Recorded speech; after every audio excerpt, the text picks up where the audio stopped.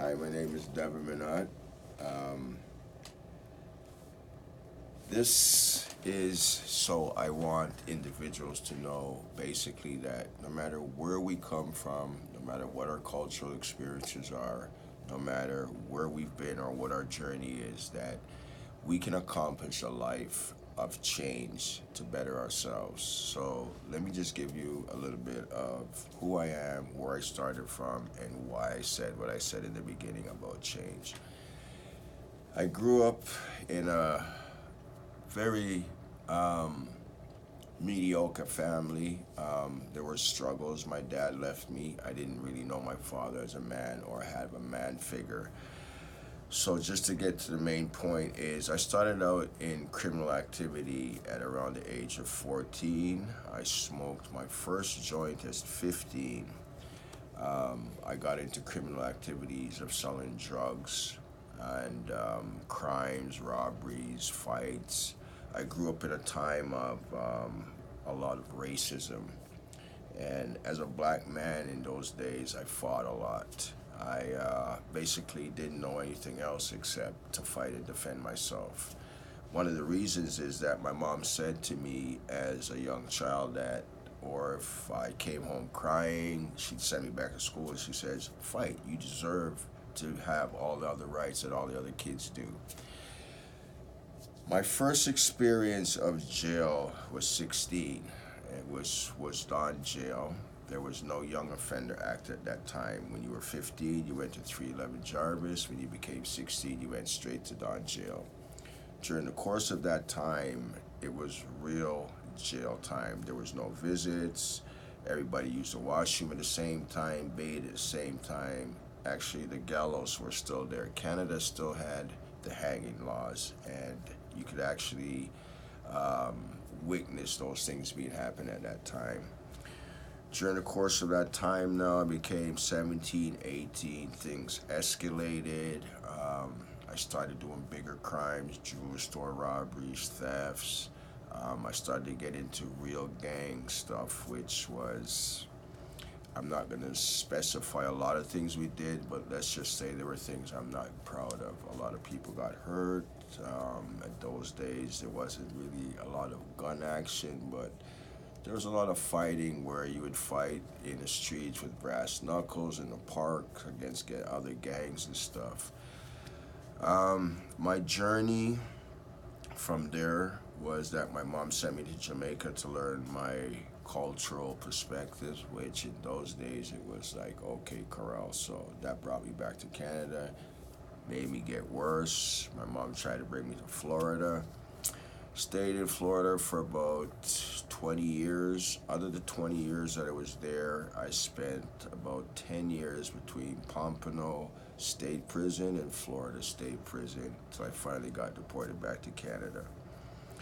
Coming back to Canada, things did not change much. I got into cocaine, started distributing cocaine, started using cocaine, started stealing, same old garbage. Became a part of the Galloway Boys, which is a notorious gang. I was not mainstream in a lot of the killings, but other outside actions. I went back to jail in 2012. I had various charges that I ran away from here and left. During that time was when I started to get clean. But let me just back up a little bit. During that course, I was an addict, not aware of addiction or mental health issues that occurred with my behavior or what caused me to continue to stay in that type of behavior. I was not really fully aware of Narcotics Anonymous or any self-help program. During the course of the time when I got busted in the 12th, not the 12th, excuse me, the 15th, which is my birthday, 2012 was my actual clean date on my birthday when I got busted. I went to the Toronto South and there was a social worker that I don't quite remember her name that has known me as a kid all this time coming in and out of Don jail. Took me under her wing. Now, one of the things I need to really stipulate is that this lady, by the grace of God, I don't know why. She was a fourth floor social worker. I was on the third floor. She came downstairs, saw my name on the list, and told the third floor social worker that she wanted to work with me. During the course of working with her, she asked me to attend a few courses and programs. The Toronto South had a pilot program with these courses. During the course of that time, she introduced me to Narcotics Anonymous. And believe it or not, when I went into the rooms, I still said I wasn't an addict. I said, I'm not like those people.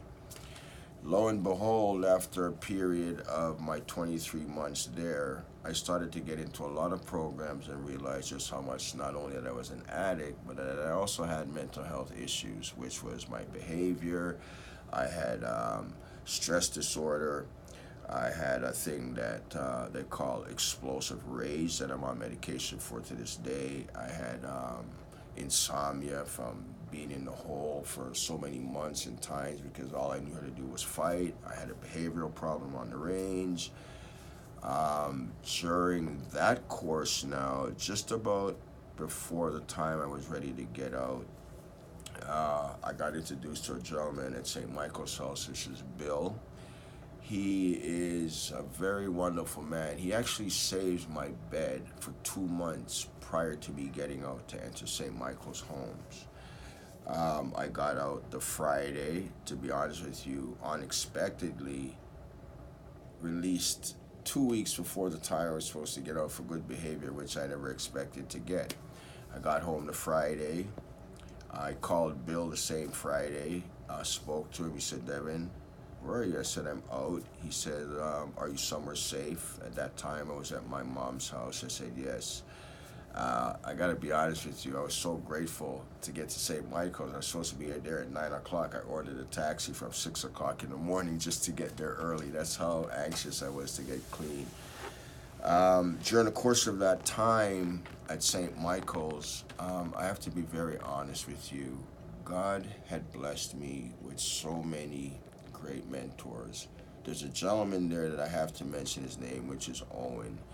This man took me under his wing, and I had a real temperament problem because after being in jail for 30 years or most of my life, I didn't really know how to coexist with other men other than being, I would say I was very abrupt. I spoke my mind.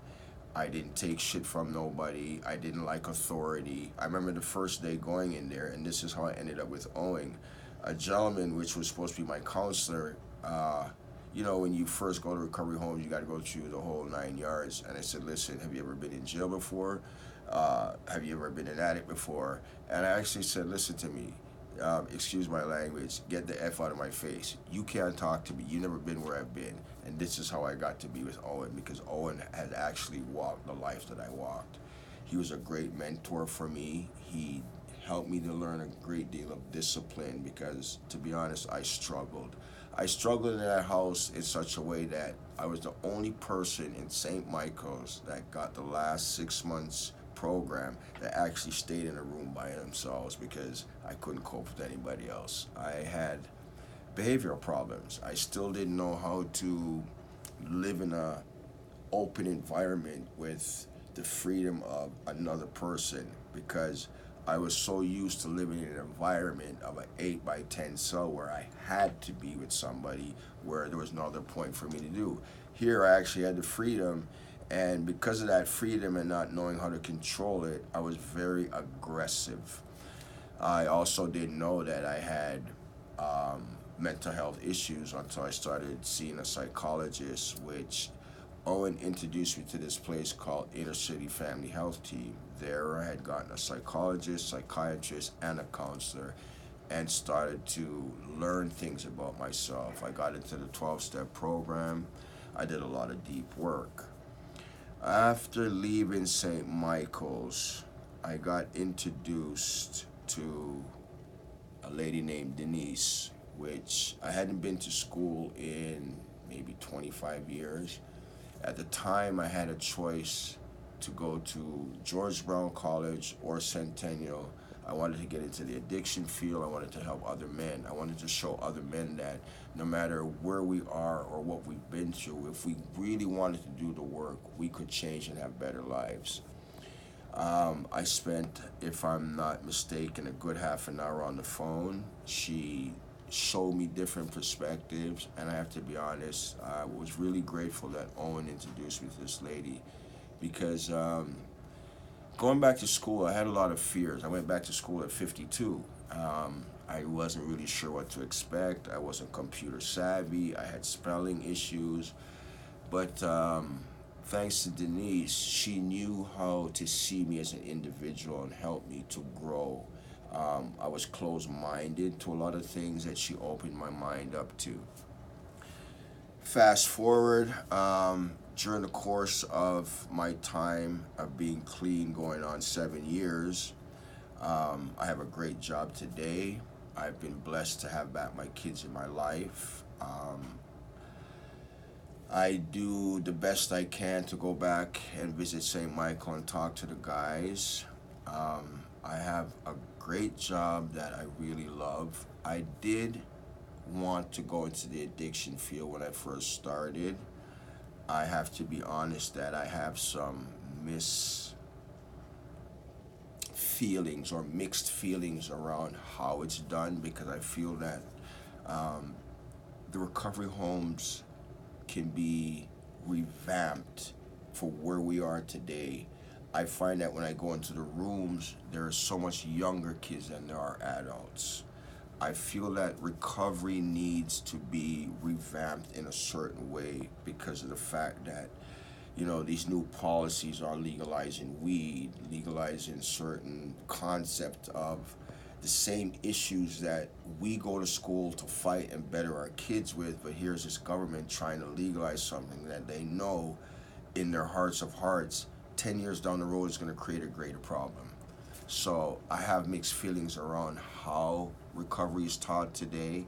I have mixed feelings around how recovery seems to keep a lot of people embedded thinking that they can't deal with the issues outside of the rooms. Today, I'm grateful for my life. I'm grateful for all the great mentors. I would not be where I am today if I did not have a lot of great mentors. For some reason, God put one person after another in my life that set me on a course of direction where until I had enough strength to see myself in stability, structure, accountability, making amends for all my wrongs in my past, but most of all, my hardest job was that I had to earn back the trust that I had destroyed from all these people over these years. My brothers, my sisters, my nieces, my nephews, my mom. One of the things I have to say that I am truly grateful for is that my mother and father passed last year, and they passed with a heart of happiness for the man I am today.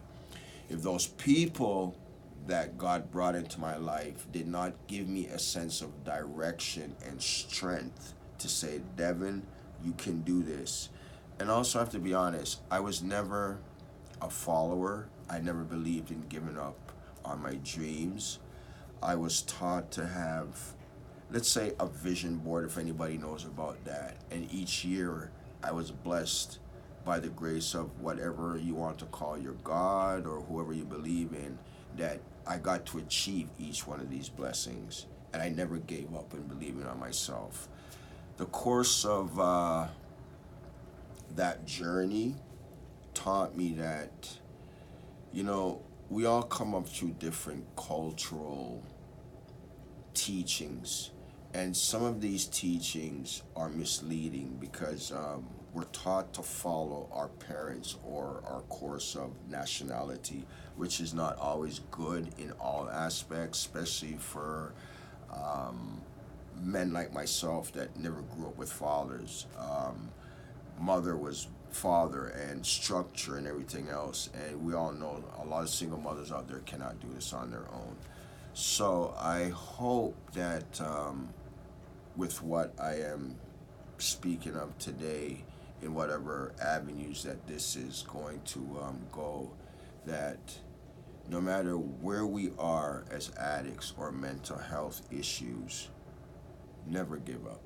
Please don't give up. Because, if I did not have all these great people in my lives, and I'll be 60 years old soon. I spent 30 years of my entire adulthood, and I have to be honest with you. In the 6 years that I have been clean, not only have I been more happy, I've had a fulfilling life in 6 years. I've had great achievements because of all the mentors, and I stay in touch with people that are positive in my life. I just want to mention one more thing. I've learned through the grace of all these individuals and the rooms that if we see everything negative in our lives, or we have a negative moment, and we do not take that negative moment and turn it into a positive strength of learning, then our perception, our perspectiveness on how we see things does not change to better ourselves, because we're always going to stay negative. I am grateful today that when something negative hits me, I take a moment out and I take out all the positive points to make me better or learn. So, whoever's hearing this and whoever can relate to my story, the thing that I would like to say the most is don't give up on your dreams. Keep fighting, because here I am. I spent 30 years of my life. I did not know how to read. When I went to prison, all I could do was scratch my name. Today I can read. Today I can write. Today I have a great job that, with my criminal history, I never thought anybody would trust me to have a job that I have today. So all I can say is please don't give up on your dreams. And no matter where you are with your addiction or your struggles, one of the things that has helped me to get by in life is that when I started going back to school, I had a great prof that taught me to use my strengths to overcome my weaknesses, and then my weaknesses became my strengths. So don't give up. You have great qualities, and we all do. And thanks to my professor, I learned that, you know what, I had a lot of great qualities. I just needed to learn how to bring them out. Thank you, man.